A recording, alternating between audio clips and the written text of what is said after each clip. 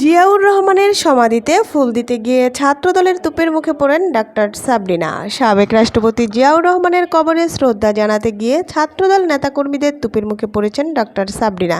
তিনি আওয়ামী লীগের সঙ্গে জড়িত ছিলেন বলে অভিযোগ তুলেন নেতাকর্মীরা। এক পর্যায়ে তোপের মুখে সেখান থেকে চলে আসতে বাধ্য হন তিনি।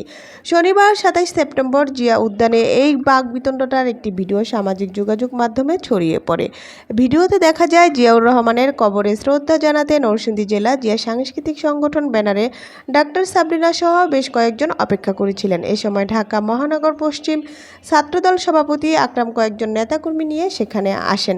ছাত্রদল নেতা আকরাম ডাক্তার সাবরিনার পরিচয় জানতে চাইলে সাবরিনা বলেন, আমি কেন্দ্রীয় কমিটির ১ নম্বর সদস্য।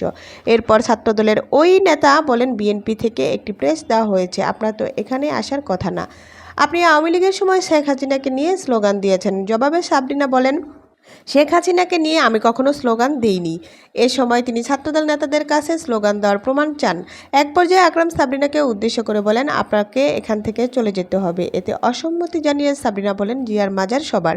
এদিকে উপস্থিত কয়েকজন নেতাকর্মী সাবরিনাকে ঘিরে আওয়ামী লীগের দালালেরা হুঁশিয়ার, সাবধান, আওয়ামী লীগের ঠিকানা এই বাংলায় হবে না, এমন স্লোগান দিতে থাকেন।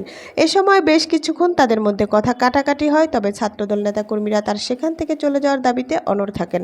এক পর্যায়ে গাড়িতে করে ঘটনাস্থল ত্যাগ করেন ডক্টর সাবরিনা।